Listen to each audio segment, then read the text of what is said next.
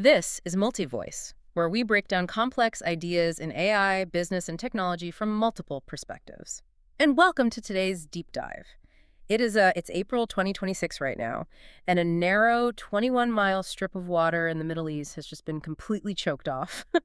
And somehow, thousands of miles away, Silicon Valley's multi-trillion-dollar AI boom is, suddenly gasping for air. Yeah, it's kind of wild to watch. We're stepping right into the immediate fallout of Operation Roaring Lion, or I guess Epic Fury, depending on which press briefing you happen to read today. Right, exactly. After a month of just unprecedented strikes in this U.S., Israel, and Iran conflict, we're looking at a very fragile temporary ceasefire. And it's entirely pending the reopening of the Strait of Hormuz.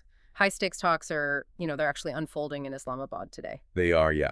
But for you, the listener, trying to navigate this landscape really means cutting through a ton of noise. Yeah, we are totally skipping the historical grievances today. Exactly. We want to analyze the cold, hard mechanics of how a physical blockade is threatening the digital future. We're looking at how civilian AI is literally operating in the war room right now, and why this live testing ground has just permanently rewritten the rules of global power. Because the irony of our current geopolitical reality is just stark. I mean, think about it. It's like we have this ultra-advanced, cloud-based digital global economy, but its survival still completely depends on a 19th century physical choke point. Just a narrow strip of water. It really does. I mean, the Strait of Hormuz closure didn't just rattle the energy sector. It fundamentally halted 20% of global oil shipments overnight. 20%, that's massive. Right. We watched Brent crude spike to, roughly $126 per barrel? Yeah, something like that. And European natural gas prices practically doubled in a matter of days. Exactly. But that energy shock, that's just a visible tip of the spear. The deeper structural damage is rippling through the global supply chains that actually sustain modern tech. And that's the exact paradox we're facing. You upload your data to the cloud, assuming it exists in some ethereal, untouchable space, right? But that cloud requires massive data centers. Which require immense power. Exactly, which ultimately requires fuel moving through that 21-mile strait. And looking at the sources, the fallout isn't just about fuel for power grids.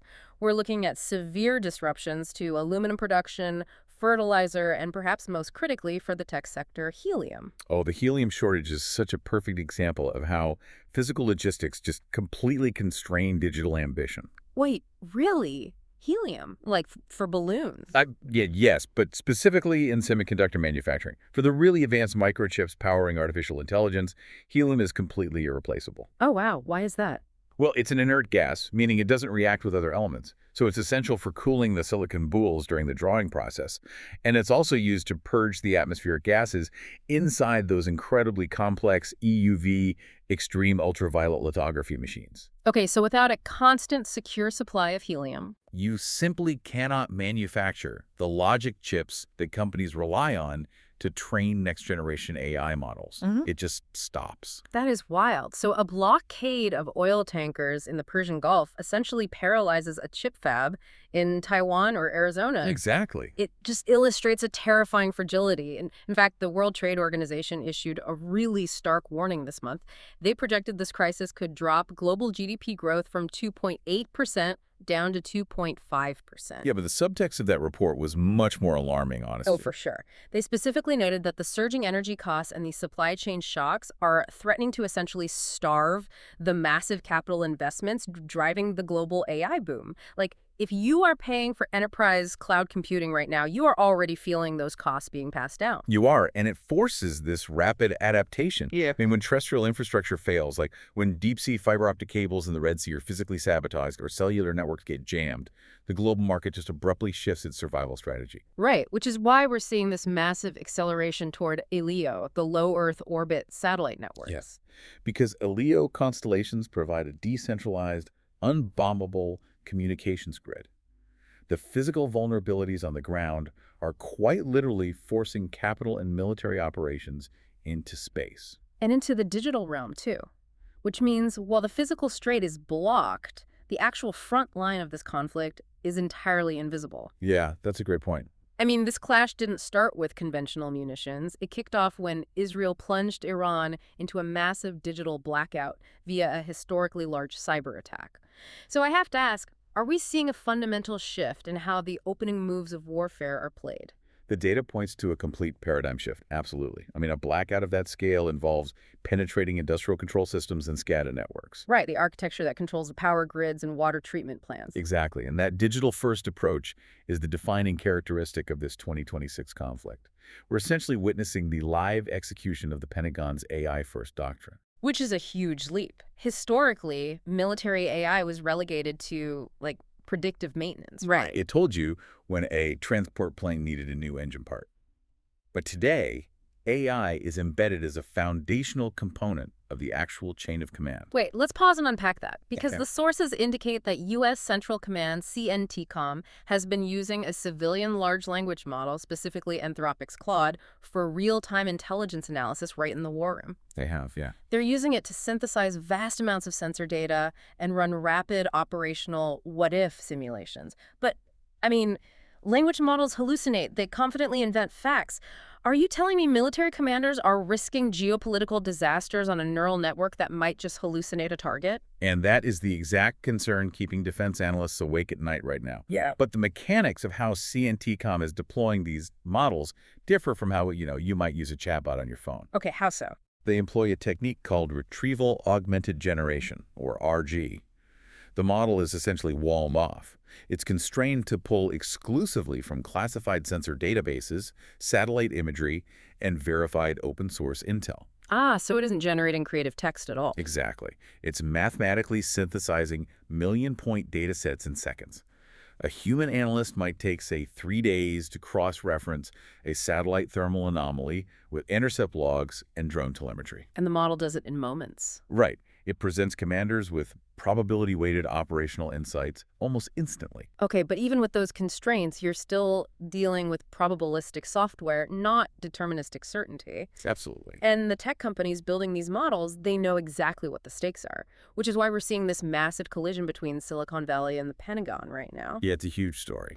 The source material details a really severe dispute where Anthropic actually refused Pentagon demands to strip the safety guardrails off their model. The military wanted those restrictions lifted to enable, like, mass surveillance capabilities and to integrate it with autonomous targeting systems. And Anthropic drew a hard line. They did, and the Pentagon retaliated by threatening to label the tech company a supply chain risk. Wait, so we have civilian tech companies actively fighting the Pentagon over the rules of engagement. It's a profound power struggle, honestly. You have private software engineers in California essentially setting boundaries on national foreign policy. It's like Silicon Valley and the generals are wrestling for the steering wheel of modern warfare. That's exactly what it is. By strictly enforcing their terms of service, these tech companies are acting as a bottleneck against the unchecked militarization of their own proprietary models. Wow. But whoever controls that steering wheel dictates the future of global security. Well, here's the reality, though. The conflict is actually moving beyond who holds the steering wheel to taking human hands off the wheel entirely. Oh, right. Because of the speed of things. Exactly. The sheer velocity of modern combat is rendering human reaction times completely obsolete. Which brings us to the algorithmic arms race. We're talking about the shift from having a human in the loop to a human out of the loop. Right? Like, in the early days of drone warfare, a human operator sat in a command center, monitored a video feed, and made the final conscious decision to engage a target. Yeah, they pulled the trigger. But what we are seeing deployed in 2026 are lethal autonomous weapons systems, LAWS-Ws. The system makes the targeting and engagement decisions completely without human oversight. And it comes down to a physical limitation. Human cognition. The average human reaction time is roughly 250 milliseconds. Right, a quarter of a second. And in that quarter of a second, a hypersonic missile travels over a mile. Wow. So when dealing with hypersonic threats or, synchronized drone swarms, human operators simply cannot process the incoming data, calculate intercept trajectories, and authorize defensive fire fast enough. That perfectly explains the rapid deployment of systems like Israel's Iron Beam. Yes, exactly. It's a laser-based defense system that relies entirely on autonomous targeting. And the justification is purely mathematical. If a human has to make the call, the defense fails. The machine has to be out of the loop. And the capital accelerating the shift is just staggering. It's reshaping defense budgets globally right now. The United States is actively pouring $1 billion into the replicator program. $1 billion just to fast-track autonomous drones, right? Drones and surface vessels, yeah. The objective is to essentially overwhelm adversarial defenses with sheer mass and algorithmic coordination. And China is responding with what analysts are calling massive autonomy. The estimates suggest they're spending $15 billion annually on this counter strategy. Yeah, the scale is unbelievable. They recently unveiled the Zhuqian drone carrier. And this isn't just a ship, it's a massive platform designed to launch hundreds of autonomous units simultaneously into a swarm. And we have to look at the mechanics of a swarm, too. These aren't just remote-controlled airplanes. Right. They use mesh networking and biomimicry to act like a flock of birds. Exactly. If one drone is shot down, the rest of the swarm instantly recalculates and adapts its targeting logic. It's terrifying. This feels like the historical leap from muskets to machine guns. But instead of taking decades to catch up, it's happening in months. We are in the middle of a live R&D lab. We really are. The deployment of Zhuqian and the replicator program means the battlefields of 2026 are providing real-world telemetry for autonomous systems. The algorithms are learning how to evade, how to hunt, and how to optimize kill chains in chaotic, unpredictable environments. With a machine gun, you still needed a soldier to hold the trigger. With autonomous swarms, the weapon is the soldier. We're crossing a threshold where the weapon itself decides who constitutes a threat. And because these technological leaps are so incredibly high stakes and outpacing the speed of diplomacy, international efforts to regulate this rapid acceleration are completely failing. They really are. The sources are super clear on this deadlock. I mean, there was a major coordinated UN effort in Geneva aimed at regulating autonomous weapons by a strict 2026 deadline. Right. The goal was to legally mandate meaningful human control over all weapons systems. But those talks have completely collapsed. They have. The architecture of the UN group of governmental experts requires consensus to establish binding international law. A single major power can halt the process, and we are seeing the big three effectively block any meaningful regulation. Yeah. However, their methodologies for obstructing the treaty reveal a lot about their underlying geopolitical strategies. Let's break that down. The United States and Russia are actively and openly opposing the ban.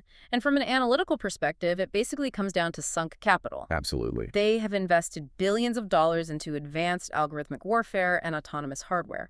If they sign a treaty banning out-of-the-loop systems, they instantly neutralize their own primary strategic advantage. They're just protecting their investments. Exactly. Now, China's approach is far more subtle. They're utilizing a doctrine of strategic ambiguity. How does that work in practice? Well, officially, Chinese diplomats abstain from the votes, or they express cautious support for the concept of regulation. And this allows them to project an image of responsibility on the global stage. They get to claim the diplomatic high ground. Behind the scenes. Simultaneously, they are using their unparalleled industrial might to flood the global market with cheap, mass-produced autonomous hardware. That is a brilliant and terrifying strategy. They win the PR war in Geneva while winning the actual arms race in the supply chain. Yes. Which leaves us sitting in what defense analysts call the pre-proliferation window. That brief, volatile moment in history right before highly advanced AI weapons become as cheap, ubiquitous, and untrackable as basic small arms. Right. Think about the decade before the AK-47 flooded the globe. Yeah, but instead of mechanical rifles, we are talking about autonomous quadcopters with facial recognition targeting. Exactly. And this signals the dawn of a tech Cold War.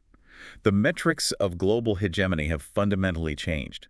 Power is no longer exclusively measured by the raw tonnage of an aircraft carrier fleet or the number of standing troops. The new currency of international power is determined by who controls the most advanced semiconductor supply chains, who possesses the most sophisticated AI models, and who maintains the most resilient low Earth orbit satellite grids. Exactly.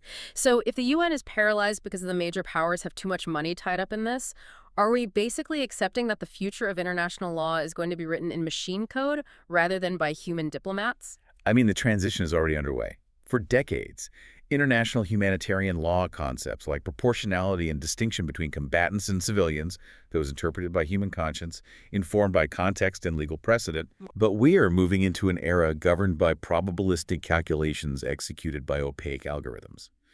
When the sheer speed of warfare exceeds human cognitive limits, Nations that insist on keeping human diplomats and human operators in the loop will simply be outpaced and overpowered by adversaries willing to hand total control over to the machine. Wow. So, what does this synthesis mean for you, the listener, as you process the headlines surrounding this conflict? We started by examining the physical chokehold. The closure of the Strait of Hormuz, disrupting 20% of global oil, spiking energy costs, and threatening the fragile supply chains of helium required to keep the AI boom alive. Yeah, that physical vulnerability. Exactly, which is driving a massive pivot to unbombable satellite internet and space-based infrastructure. And then we unpack the invisible battlefield, where AI language models are synthesizing intelligence in real time, Sparking those fierce ethical battles between Silicon Valley and the Pentagon. right, over who controls the rules of engagement. And finally, we explored how the sheer necessity for speed has pushed the human completely out of the loop, triggering an algorithmic arms race that has permanently stalled international diplomacy. And maintaining an analytical perspective is crucial here.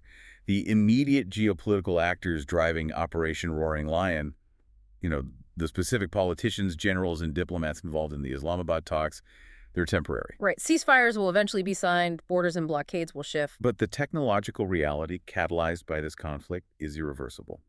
The AI-first doctrine, the normalization of autonomous drone swarms, the dependence on space-based communication grids, these are no longer experimental concepts. They are the new baseline realities of global power. Thank you for joining us for this deep dive. We appreciate you listening. As AI and autonomous technologies become the ultimate arbiters of global power, monopolized by a few wealthy nations and tech conglomerates, will the future of global inequality be defined not by who has the most resources, but by whose algorithms get to decide the rules of human survival?